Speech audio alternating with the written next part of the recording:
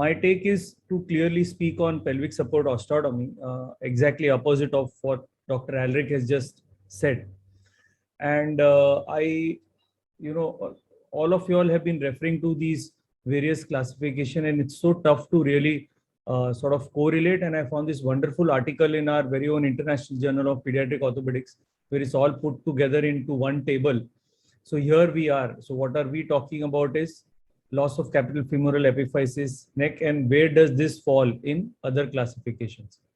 And essentially, these are the type of patients that we are talking about.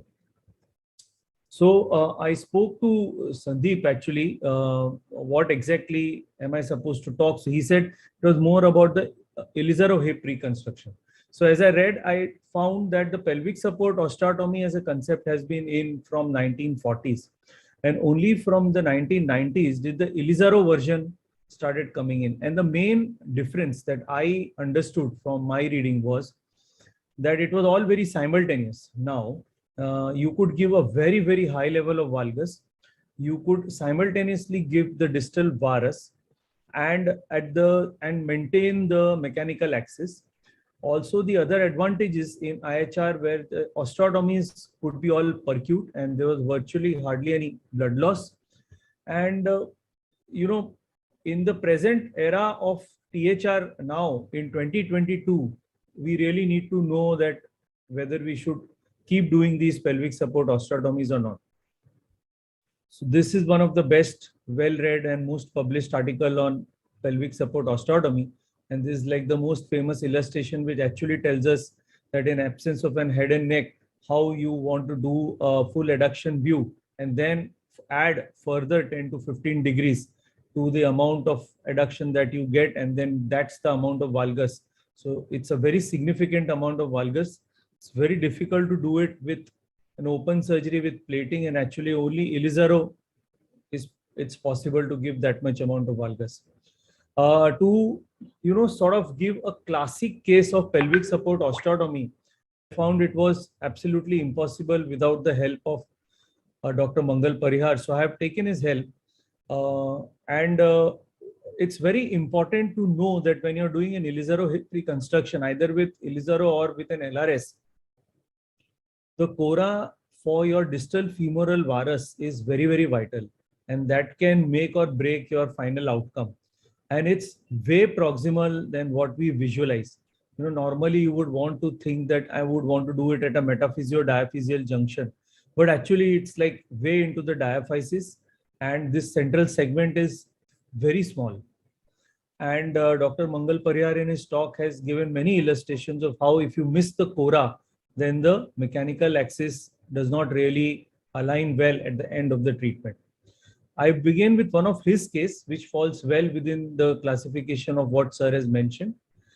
So this was a 10-year-old boy, Dr. Mangal's patient, and with all possible problems, sequelae of sepsis.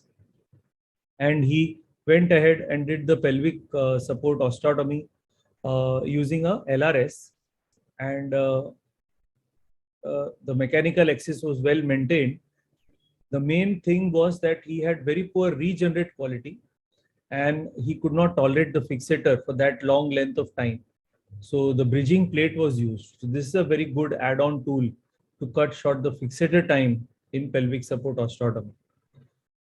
This is his gait video, and you can see that there's very minimal lurch that he has now in both the views.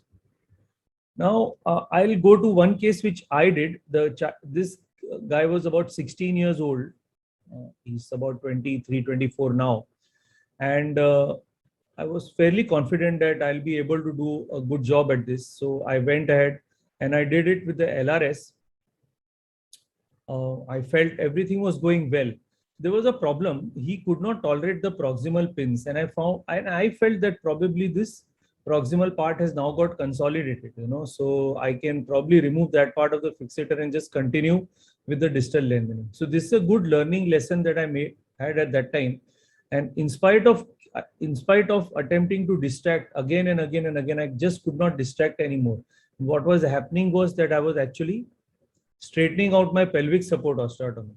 So instead of getting about 5.5 centimeters of lengthening, I had to stop at about 2.5 centimeters of lengthening, which actually made this case suboptimal. I went in, redid the proximal valgus,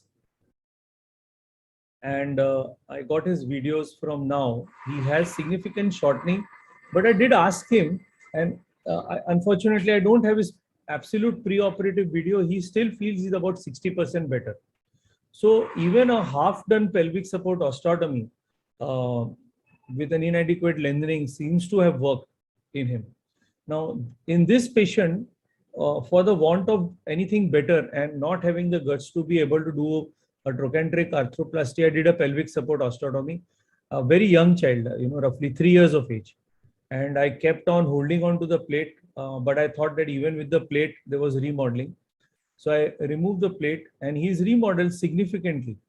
But if you see his video, he is doing well with very minimal lurch, and with a small raise, you can virtually not make out anything is happening to him. And if I ask his parents, they feel he's about 70% better if we had not operated him. So this is one case shared by Jayan Sampath, and again same head neck issues and his excellent outcome of a pelvic support osteotomy with a very good gait, very minimal lurch. So this was another very good article. It's coming from Pakistan actually. So they have discovered the whole role of THR versus PSO, and they recommend that the ideal age at which PSO should be done, from their own experience and their review of previous literature, is roughly 15 to 16. And the level at which the PSO should be done is at the level of the ischial tuberosity. Level of lengthening I've already discussed. Distal varus lengthening we've already discussed. And a significant amount of valgus has to be given in order to prevent the Trendelenburg gait, and the total amount of lengthening done in the mechanical axis maintaining is extremely important.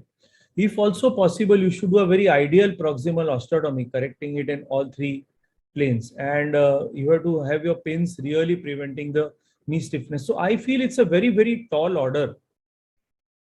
We say that I want to do a pelvic support osteotomy with lengthening of 5.56 centimeters in a 15-year-old person, but it's a very tall order. It's not easy. You require a lot of counseling. It can take up to a year of fixator, and I feel application of fixator is probably even less than 30% of the work. If you can really execute it well, then it's very gratifying. 2 points at this juncture is I asked few of the arthroplasty surgeons whether they can ever revise a pelvic support osteotomy, Ilizaro hip reconstruction patient into a total hip. They say currently they could, but it would involve a lot of work. So even a IHR patient can be revised into a total hip if he experiences pain. Thanks a lot.